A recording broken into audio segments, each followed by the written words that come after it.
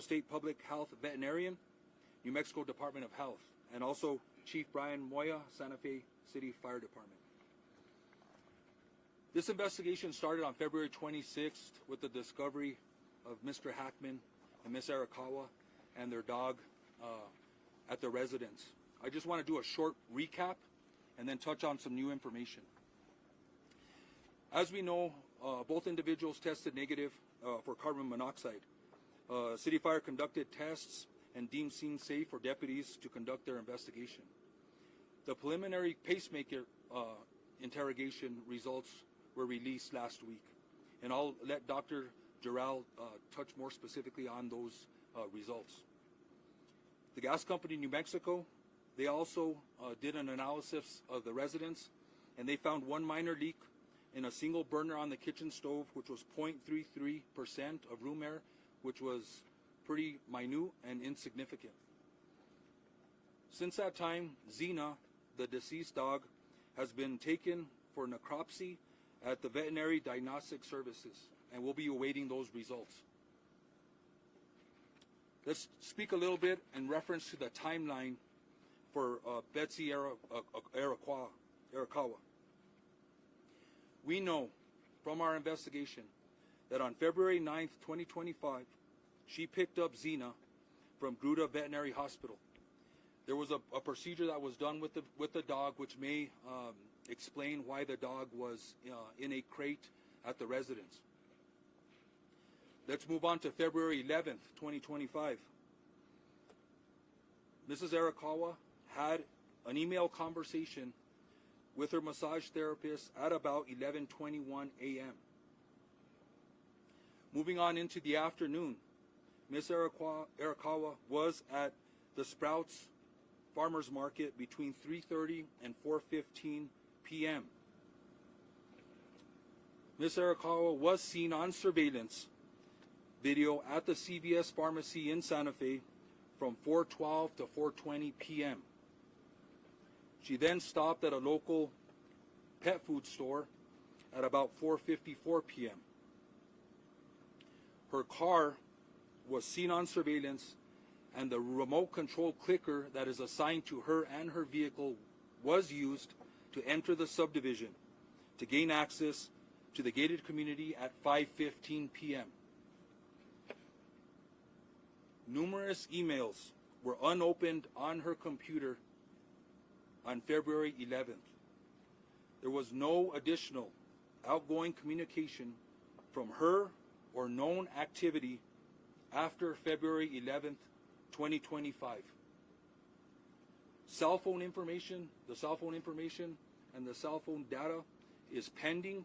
We're working with state police to get the information from those phones, but our investigation shows that all the last known communication and activity from Ms. Arakawa was on February 11th. I'm going to go ahead and turn over the podium to Dr. Gerald. I would ask that everybody refrain from asking questions until everybody has provided their statements. I'll step up to the podium, and then we'll go ahead and field questions from the media. Thank you.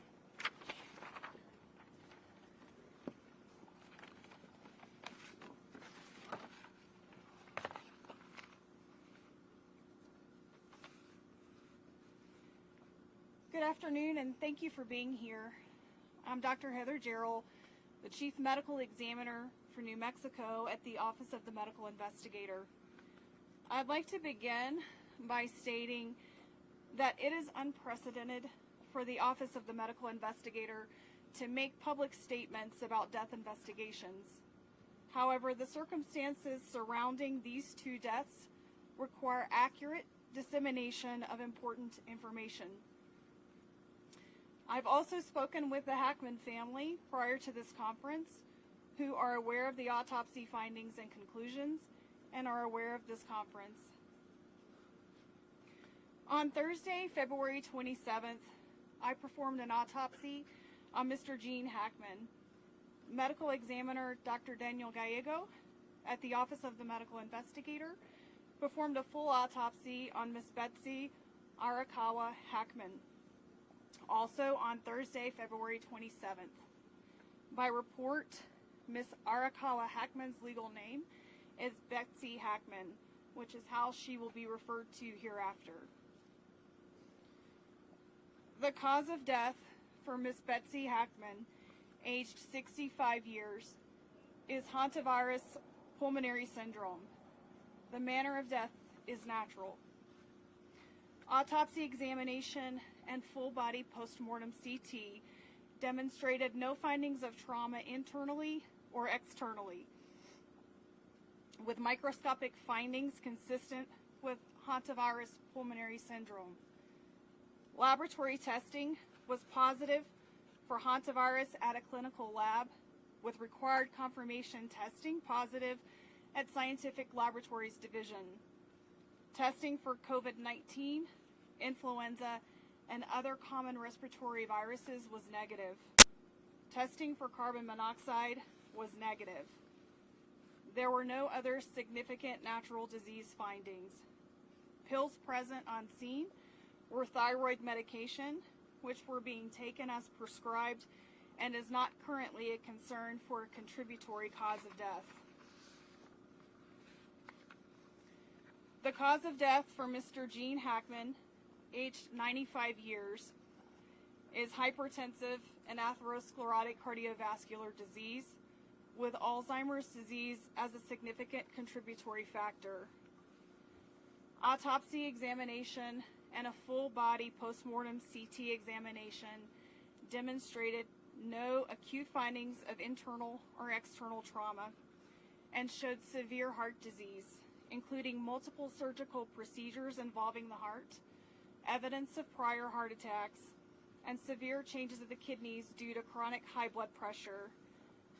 Examination of the brain showed advanced Alzheimer's disease, as well as blood vessel changes in the brain secondary to chronic high blood pressure. Laboratory testing performed at Scientific Laboratories Division was negative for COVID-19, influenza, and other common respiratory viruses. Testing for hantavirus was negative. Testing for carbon monoxide was negative. Additionally, there were no autopsy findings concerning for hantavirus infection. I have been asked when death occurred for these individuals. There is no reliable scientific method to accurately determine the exact time or date of death. Mr. Hackman's initial pacemaker data revealed cardiac activity on February 17th, with subsequent pacemaker interrogation demonstrating an abnormal rhythm of atrial fibrillation on February 18th, which was the last record of heart activity. Based on this information, it is reasonable to conclude that Mr. Hackman probably died around February 18th. Based on the circumstances, it is reasonable to conclude that Ms. Hackman passed away first, with February 11th being the last time that she was known to be alive. Lastly, clinically, hantavirus infection is characterized by flu-like symptoms consisting of fever, muscle aches, cough, sometimes vomiting and diarrhea that can progress to shortness of breath and cardiac or heart failure and lung failure. This occurs after a 1 to 8 week exposure to excrement from a primarily particular mouse species that carries hantavirus. The mortality of hantavirus, the mortality rate of the hantavirus strain in the Southwest is about 38 to 50%. The hantavirus strains in the United States are not transmissible from person to person. And so this is an appropriate time to segue to Dr. Aaron Phipps, the state public health veterinarian with the New Mexico Department of Health. But before I do so, I'd like to kindly ask for everyone to please respect the privacy that Mr. Gene Hackman, Miss Betsy Hackman, and their family and friends deserve. Thank you.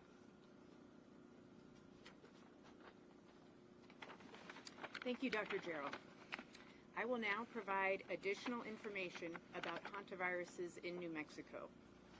There are many different types of hantaviruses found worldwide. These viruses are zoonotic, meaning they are transmitted from animals to humans. Hantaviruses are carried by rodents. The hantavirus found in New Mexico, the Sin Nombre virus, is found throughout the state, primarily in deer mice, but in other rodents as well. Hantavirus pulmonary syndrome is a rare disease caused by hantaviruses, but a small number of human infections are found every year in New Mexico. Over the past 5 years, New Mexico has confirmed between 1 and 7 hantavirus infections in humans each year. Through the end of 2024, we have identified 136 infections over the past 50 years in New Mexico residents, 5 of these in Santa Fe County. This is a serious disease. 42% of these infections here in New Mexico were fatal. Most transmission occurs around the patient's residence or workplace, and the New Mexico Department of Health typically conducts an environmental investigation at the residence of all hantavirus cases in our jurisdiction. This can help identify specific areas that may pose higher risk, providing insight into where transmission may have occurred and how to prevent future infections. On March 5th, the New Mexico Department of Health staff conducted a risk assessment of the property, including the main residence as well as other structures on the property. This was critically important to address concerns about health risks to first responders, as well as to inform any prevention measures needed to protect the family and other individuals entering the property in the future. We assessed the risk of exposure in the primary residence as low, similar to other well-maintained houses in New Mexico. We did identify signs of rodent entry in other structures on the property and provided information and resources about reducing the risk of hantavirus transmission related to those areas. Hantavirus can be transmitted to people through rodent urine, droppings, or saliva, so it is important to take special steps when cleaning up after rodents. Avoiding contact with or breathing in aerosolized rodent urine or feces, especially in a poorly ventilated area, is key. Detailed guidance can be found on the New Mexico Department of Health and the CDC websites, but I will provide a very brief summary now. It is important to use gloves and a well-fitting N95 mask when around or cleaning rodent-infested areas, and to open any windows or doors for at least 30 minutes beforehand to increase ventilation. Spray the area thoroughly with a 10% bleach solution or a commercial disinfectant. Let it sit for 5 minutes. Next, clean the area with paper towels, then throw them away in a covered garbage can that is regularly emptied. Before removing gloves, wash your gloved hands with soap and water or with a disinfectant, and then after removing gloves, wash your hands again with soap and water. It's important to never sweep up or vacuum mouse droppings, since this can spread particles up into the air. Since hantavirus is found throughout New Mexico, awareness of these risks and how to reduce them is important for all New Mexicans. The New Mexico Department of Health extends our deepest condolences to the families and friends during this difficult time. Thank you. Thank you. I think that'll conclude the statements for today. We will go ahead and take questions. I ask that there be one question per agency, and please state who you're directing the question to, as there's several individuals here at this conference. Sir. Sheriff, just to clarify the timeline here, does this mean Gene Hackman was likely home with his deceased wife for a week before he passed away himself? Yes, I would assume that is the case. Given his Alzheimer's status, that Mr. Hackman was able to live on his own and survive for those 7 days? I think that's more a question, maybe for Dr. Jarrell. Just to repeat so that everyone could hear, the question was, do we believe that Mr. Hackman was able to live on his own and survive? The answer to that question is that Mr. Hackman showed evidence of advanced Alzheimer's disease.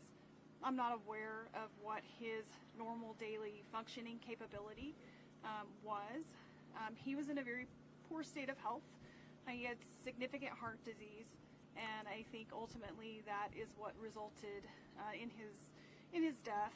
I was able to look at fluid to determine if he was dehydrated, and I did not see evidence of dehydration.